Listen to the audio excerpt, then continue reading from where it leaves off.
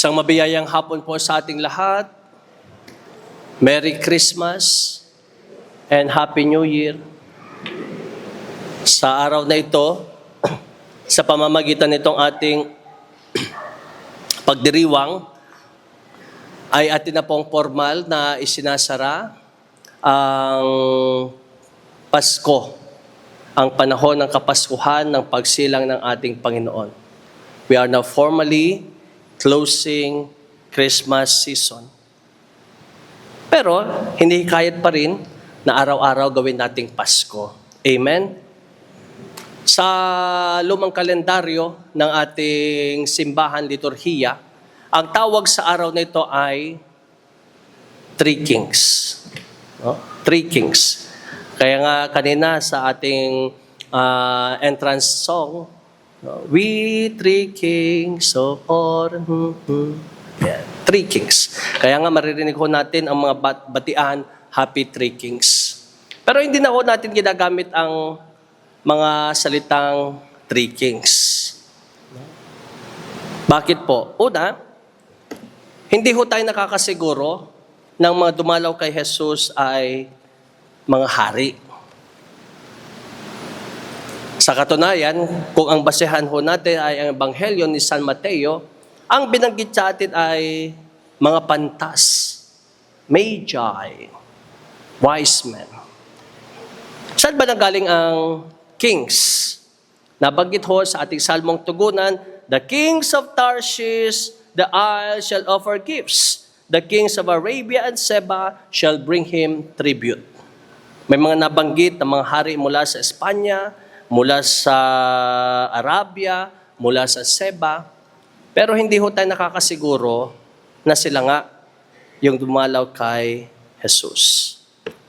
Pangalawa, hindi natin ginagamit ang Three Kings kasi kung yun ang batian ho natin, Happy Three Kings, ang binibigyan ho natin ng emphasis, ang binibigyan ho natin ng focus, yung mga dumalaw, hindi yung dinalaw.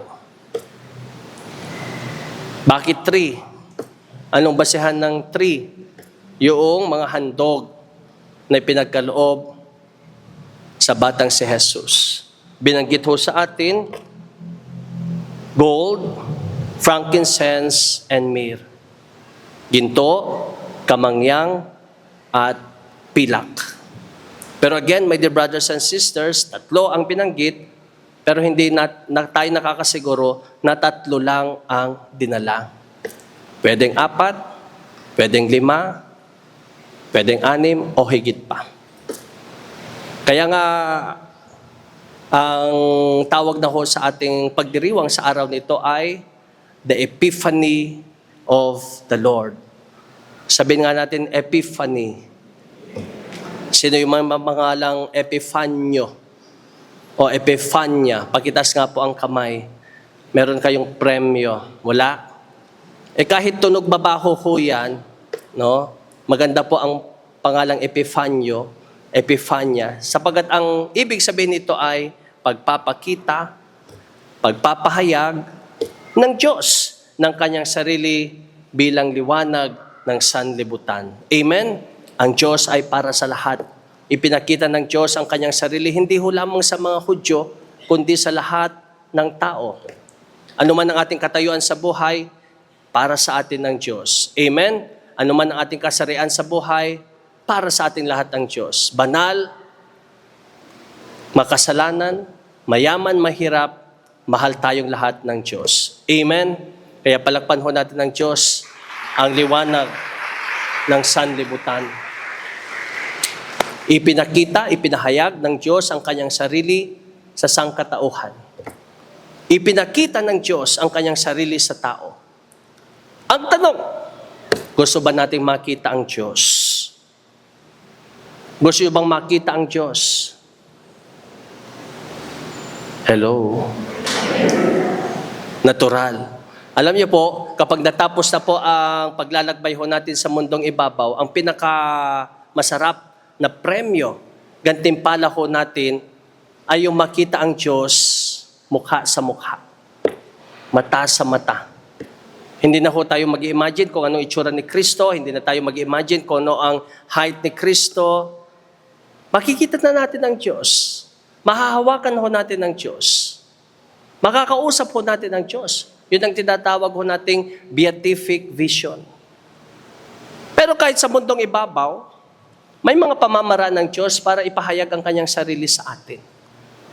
Halimbawa, kapag tayo po ay nagdiriwang ng sakramento, kapag tayo po ay tumatanggap ng sakramento, pupunta ho tayo sa kumpisalan, pinapakita sa atin ng Diyos ang kanyang sarili, pinaririnig ng Diyos ang kanyang sarili sa atin. Amen? Kapag tayo po ay nagdiriwang ng banal na misa katulad nito, nandito ang Diyos.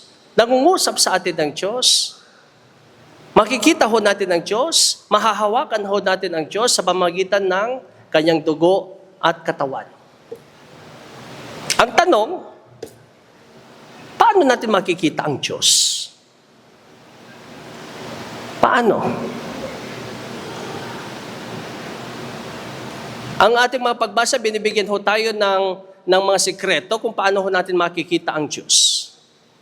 Una, katulad ng mga pantas, katulad ng mga pastol, kailangan nating hanapin ang Diyos. Sabihin nga natin, hanapin ang Diyos. Kailangan nating hinahanap ang Diyos. Pero hindi ho lahat ng naghahanap sa Diyos ay nakakatagpo ang Diyos. Halimbawa, si Herodes. Gustong-gusto niyang makita ang Diyos. Yes or no? Yes. Pero nagpakita ba sa kanya ang Diyos? Hindi. Kasi ang puso ni Herodes ay marumi. Gusto ni Herodes na iwaksi ang Diyos. Gusto ni Herodes na patayin ang Diyos. Kaya hindi niya nakita ang Diyos. So kung gusto natin makita ang Diyos, mga kapatid, kailangan taglayin ho natin ang malinis, dalisay na puso. Sabi nga sa atin, blessed are the clean of heart, for they shall see God. Mapalad ang may malinis na puso, makikita nila ang Diyos. So kapag tumaharap po tayo sa Diyos, kapag nagsisimba ho tayo katulad nito at hinahanap natin ang Diyos, tanungin natin ang ating mga sarili, bakit ako nagsisimba? Nagsisimba ba tayo kasi mahal natin ang Diyos? Hinahanap ba talaga natin ang Diyos? O may kailangan lang talaga tayo sa Diyos? Ikalawa, kung gusto ho natin makita ang Diyos, anong gagawin ho natin? Tignan niyo po, ang mga pastol, nung hinahanap nila si Jesus, nagtanong sila, nasaan ang isinilang na sanggol? Ang mga pantas, nung hinahanap nila si Jesus, nagtanong sila, nasaan ang batang hari ng mga Hudyo? At paano ho tayo sinagot ng ating pagbasa? Ang sabi ho sa atin, and on entering the house, they saw the child with Mary, his mother. Nung pumasok sila sa bahay, nakita nila ang sanggol kasama ni Maria, kanyang ina. So in short, mga kapatid, kung gusto natin makita si Kristo, hanapin muna natin ang kanyang nanay. Kung gusto natin makita ang Diyos, hanapin natin ang kanyang ina. Amen? Hindi pwedeng gusto natin makita si Kristo, pero ayaw natin makita si Maria. Hindi pwedeng gusto natin makita si Kristo, pero nire-reject natin si Maria. Hindi pwedeng gusto natin makita si Kristo, pero binabaliwala natin si Maria. Hindi pwedeng gusto natin makita si Kristo, pero inetsepera natin ang kanyang inang si Maria. If you want to see God, if you want to see Jesus, look for His mother. For Mary will bring us to Jesus, her Son. Amen? Anong lagi nating sinasabi? To Jesus through Mary. Gusto mong makita ang Diyos? Anong gagawin natin? Nakalimutan na. Hanapin natin ang Diyos. Amen? Ikalawa, kung gusto nating makita ang Diyos sa ating buhay, kailangan sambahin natin ang Diyos. Ang mga pastol, nung nakita nila si Kristo, sumamba sila sa Diyos. Si Maria, si Jose, nagpakita sa kanila ang Diyos, sinamba nila ang Diyos. Ang mga pantas, nung natagpuan nila kung nasaan si Kristo, sinamba nila ang Diyos. Kapag sinasamba mo ang isang tao o isang bagay, ginagawa mo siyang sentro ng iyong puso. Amen? Kapag sinasamba mo ang isang tao, sinasabi mo sa tao na yan, sa'yo iikot ang aking mundo. Kapag sinasamba mo ang isang tao, sinasabi mo sa tao na yan, ikaw pa lang, sapat na. Wala na akong hahanapin pang iba, sapat ka na. Ganyan ba tayo sa Diyos? Sinasamba ba natin ang Diyos? Sentro ba ng ating buhay, ng ating puso ang Diyos? Yes or no? Yes. Eh, anong ginawa ho natin nung New Year? Ano yung pagkarami-raming prutas na binili mo sa palengke? Yan ba ang pagsamba sa Diyos? Sinasabi natin, sinasamba ho natin ang Diyos, pero anong inuuna ho natin kung blessing ng ating bahay? Toyo, mantika, tubig, bigas, bulak. Wala man lang tayong krusipiho. Yan ba ang pagsamba sa Diyos? Yan ba yung sinasabi nating sentro ng ating buhay, ang Diyos? Anong ginawa ho natin nung New Year? Sige nga, anong ginawa ninyo nung New Year? Nagsusot kayo ng kung ano-anong kulay. Lucky color, Father. Ano yung mga binili mo doon sa Ongpin? Anong binili mo doon sa Santa Cruz? Pampaswerte, Father. Wala namang masama, Father, kung gagawin ko ang mga bagay-bagay na ito. Nakaugalian na namin to, Father. Ginagawa na ng lolo at lola ko ito, Father. Alam niyo po, kapag tayo po ay nananalig sa mga pamahiin, iniinsulto ho natin ang Diyos. Sinasabi ho natin sa Diyos, Panginoon, kulang ka pa. Kaya dadagdagan pa kita ng kabayo, ng dragon, ng pusang kumakaway. Hindi ako naniniwala sa grasya mo, Lord, kaya magsusot pa ako ng lucky color ko, Lord. Hindi ako naniniwala na mahal mo ako, Lord. Kaya kakapit pa ako sa mga agimat, Lord. Magpapapasok pa ako sa bahay ko ng mga lucky plants, Lord. Yan ba ang pagsamba sa Diyos? Iniinsulto ho natin ang Diyos. Minamaliit ho natin ang Diyos. Kung gusto ho natin maging maunlad ang ating buhay, kung gusto ho natin maging maunlad ang ating 2026, at sa lahat ng araw ng ating buhay, anong gagawin ho natin? Spelling na natin ang unlad, salitang unlad, spelling.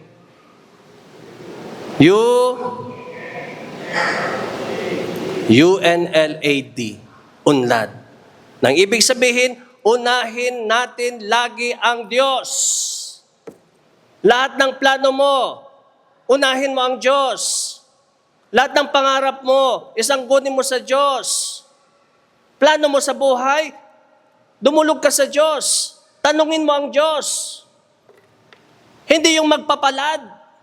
Hindi yung palm reader. Hindi yung baraha. Hindi ang bolang kristal. Tanungin mo ang Diyos.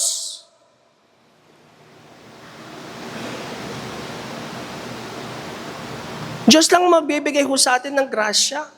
Diyos lang ang magbibigay ho sa atin ng pagpapala. Anong sabi ho sa atin ng mga santo? Solo Diyos basta. Diyos pa lang, sapat na. Sapat na ang Diyos. Siya ang pinagmumulan ng lahat ng kabutihan. Siya lahat ang pinagmumulan ng pagpapala. Siya lahat ang pinagmumulan ng kagandahan. Ano bang hahanapin ho natin? Siya ang pinakamakapangyarihan. Hanapin natin ang Diyos. Sambahin ho natin ang Diyos.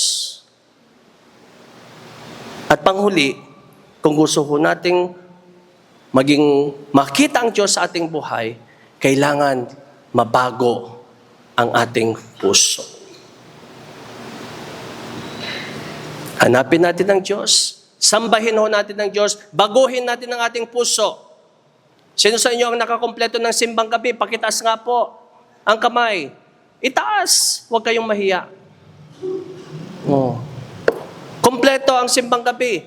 Nandito tayo noong Pasko. Nandito tayo noong New Year. Ang tanong, may natutunan ba tayo? Natuto ba tayo sa mga narinig ho natin, sa mga pagbasa, sa mga pagpapaliwanag? At yung mga natutunan ba natin, magdadala sa atin ng tunay na pagbabago? Kasi kung walang pagbabago, mga kapatid, wala. Bagong taon, bagong puso. Bagong taon, bagong buhay. Hindi ho ang pagpapalit ng kalendaryo ang magbibigay sa atin ng grasya. Hindi ho magpapalit ng taon ang magbibigay sa atin ng pagpapala. Ang magbibigay sa atin ng tunay na grasya, pagpapala, ay kung baguhin ho natin ang ating puso at iayon ho natin yan sa puso ng Diyos.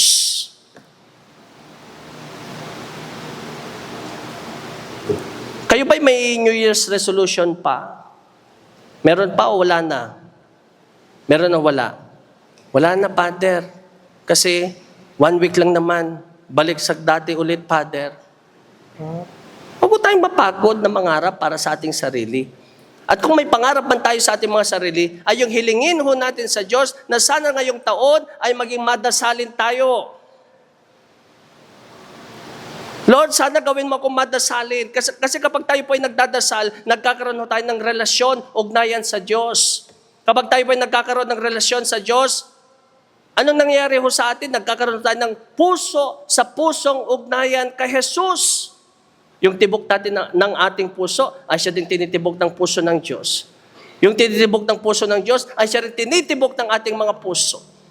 At kapag nagkakaroon tayo ng puso sa pusong ugnayan sa Diyos, tiyak, mangyayari ang hinahangad ho nating pagbabago. Amen? Tignan niyo po yung mga pantas. Nung nahanap nila ang Diyos, nung sumamba sila sa Diyos, anong sinabi sa atin? Binalaan na sila ng Diyos na hindi na bumalik kay Herodes at sila ay nag-iba na ng landas pa uwi. Hindi na sila bumalik sa kanilang dating pinanggalingan. Naghanap sila ng ibang daan. At yun ang nangyayari ho sa atin kapag may tunay na pagbabago, hindi na tayo babalik sa nakaraan. Amen? 2025. Chismosa ka. 2026, mas chismosa ka pa rin. Wala. 2025, scammer ka. Mambubudol ka. 2026, scammer ka pa rin. Hindi pwede. Lasenggero ka ng 2025. Pagdating ng 2026, lasenggero ka pa rin. Oh. Nandito ba kayo noong New Year? Wala. Bakit may hangover? You see? Unang araw ng taon, wala tayo. Pero gusto ho nating maging maunlad ang ating buhay. Kung meron man tayong bilog-bilog na dapat kainin 365 days, ang banal na komunyon, tanggapin ho natin si Kristo sa ating buhay. Wala sa kulay, wala sa pagkain, wala sa anumang agimat, wala sa anumang bagay ang magbibigay sa atin ng tunay na pagpapala, kundi ang Diyos. Hanapin ang Diyos, sambahin lamang ang Diyos, at hilingin natin sa Diyos na ipagkaloob sa atin ang tunay na pagbabago. Amen.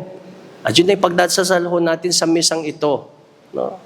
Hindi lang sa misang ito, kundi sa araw-araw ng ating buhay. Hilingin ho natin sa Diyos, Lord, magpakita ka sa akin. Gusto kitang makita, Lord. Hanapin natin ang Panginoon. Siyang Emmanuel, hindi siya nalalayo sa atin. Kasama natin ang Diyos. Tuwing na nandyan ang Diyos, hanapin ho natin. Mauhaw, magutom sa Diyos. Sambahin ho natin ang Diyos. Gawin ho natin siyang sentro ng ating buhay. Gawin ho natin siyang sentro ng ating puso. Upang sa ganon, sa lahat ng araw ng ating buhay, Mararamdaman ho natin si Jesus. Makikita natin si Jesus. Araw-araw ay Pasko. Araw-araw ay Pasko. Hilingin ho natin sa Diyos, tulungan niya ho tayong magbagong buhay. Upang ngayong 2026, sa pagpasok ho natin sa bagong taon, at sa lahat ng araw ng ating buhay, makikita ho natin ang liwanag ng Diyos na nagniningning sa ating buhay.